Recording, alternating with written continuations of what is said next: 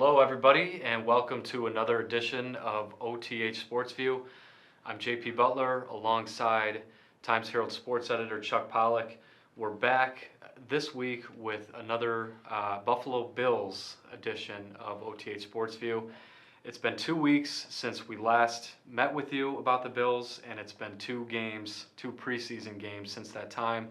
So we thought it would be a good time here midway through the preseason schedule to catch back up.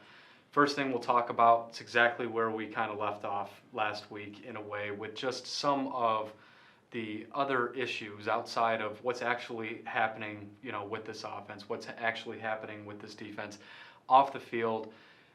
Last Saturday, before the Giants game, two more things kind of happened. One is the fact that they released Carlos Williams, which I was initially kind of surprised by just because of his production from last year. But then when you take the whole, offseason into account with him, and then the other, Marcell Dareus, just kind of he's had some issues over the last couple of years in the league. No doubt the talent there, but this is a guy who was facing the 4-game suspension, and then the day of the Giants game chooses to check himself into rehab.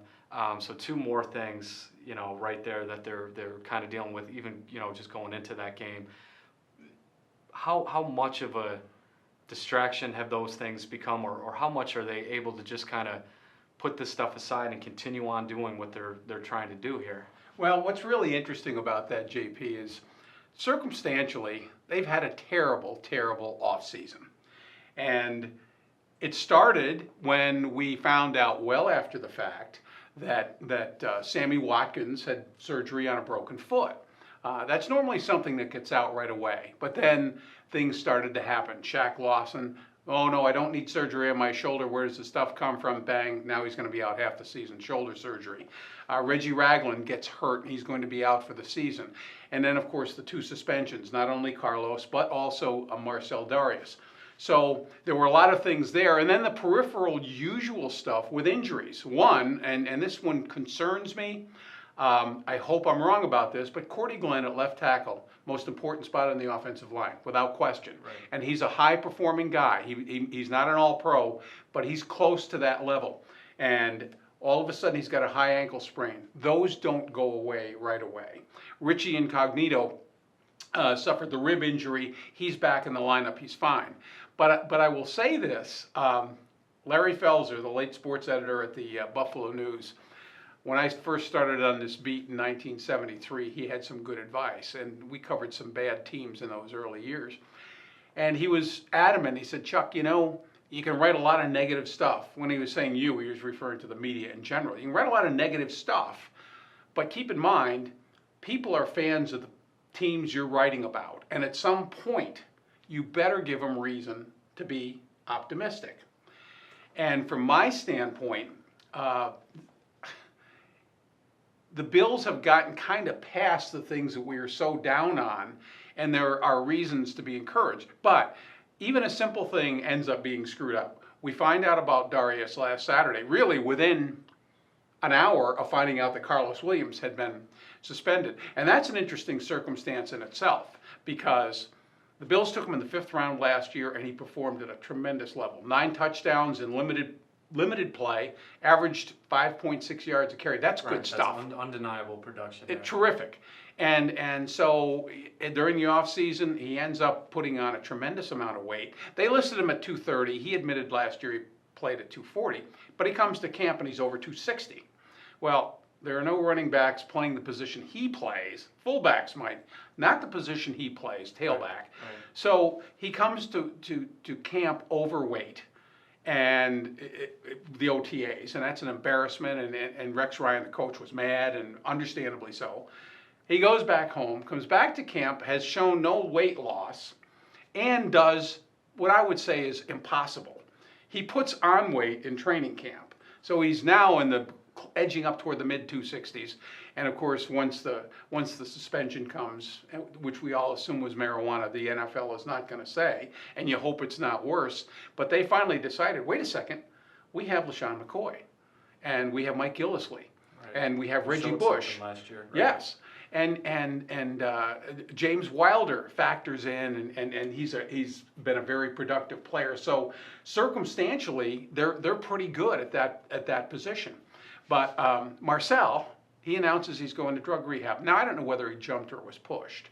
I tend to think he got nudged by the Pegula, say, listen, this is not good. But what ends up happening, now I'm not a social media guy, you are. Right. You saw the pictures of him on Chippewa Street on Saturday night. That night, the very night that Now, he wasn't drinking, but the optics of that is horrible, horrible. It's the last thing the Bills needed.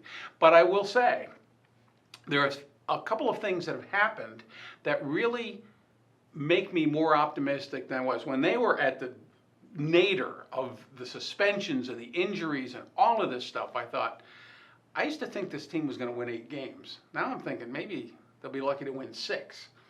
But I have to say, last Saturday in the game with the Colts, against the Giants, they played pretty well against the Colts in the opener. But against the Giants, 3 things happened that were encouraging. The few snaps that LaShawn McCoy got, he looked very good.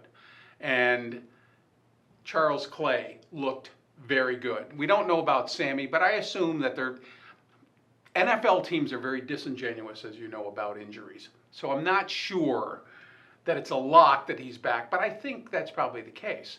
But the reason that Bills fans rightfully are encouraged is Tyrod Taylor, because at that quarterback position where the Bills have desperately sought a franchise guy, whatever that means in so many people's thoughts, I think they have one. And he showed it on one play where he was under tremendous rush, stepped out of the rush, came around, didn't get his legs under him, and threw a bomb for 59 yards to Charles Clay. It was fantastic. Right. And that was certainly the play that I think left people saying, wow. And that leads to my next point. So you have, I think, probably a big faction of fans here. And there's, I think, a point to be made that despite everything that's happened throughout the offseason, the suspensions, the injuries, everything we just talked about right there, that they look at that and they don't even bristle because they say to themselves, it doesn't matter. It doesn't matter in this day and age in the NFL. It's all going to come down to Tyrod Taylor anyway.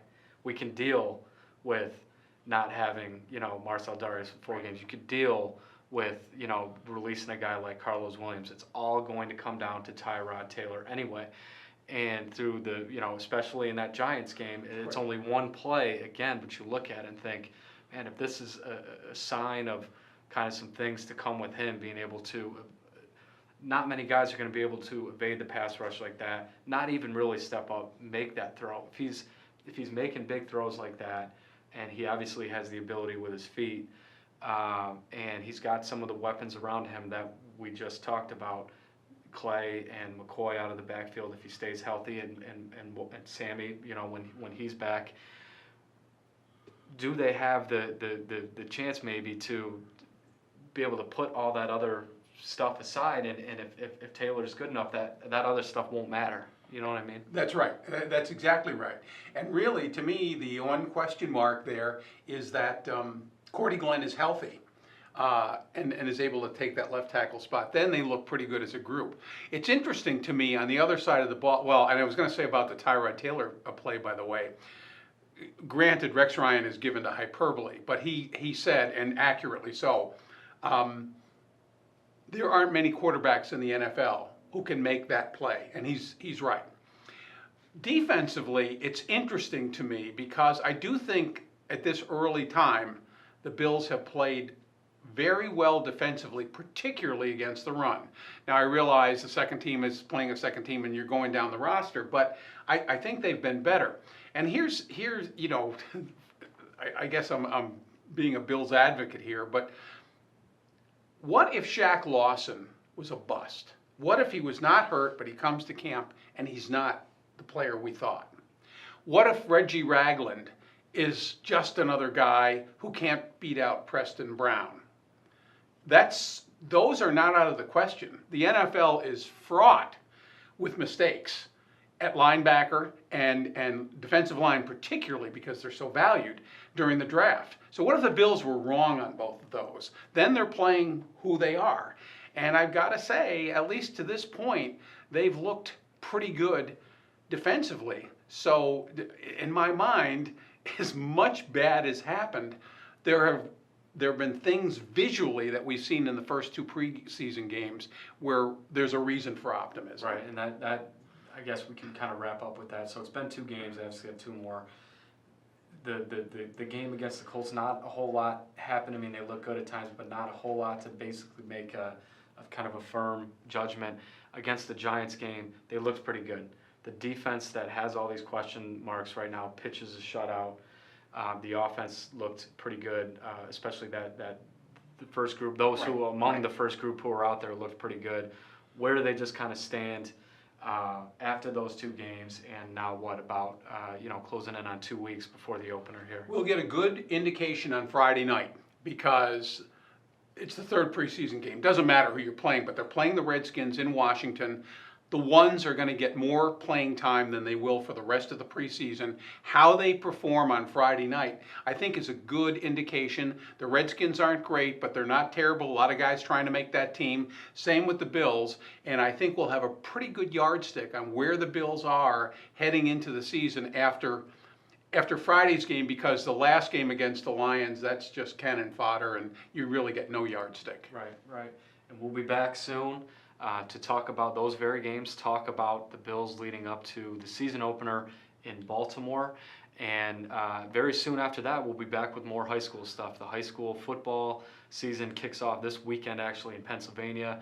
The soccer and volleyball season starts shortly after that. So we'll be back with more of that very soon. Thanks for watching.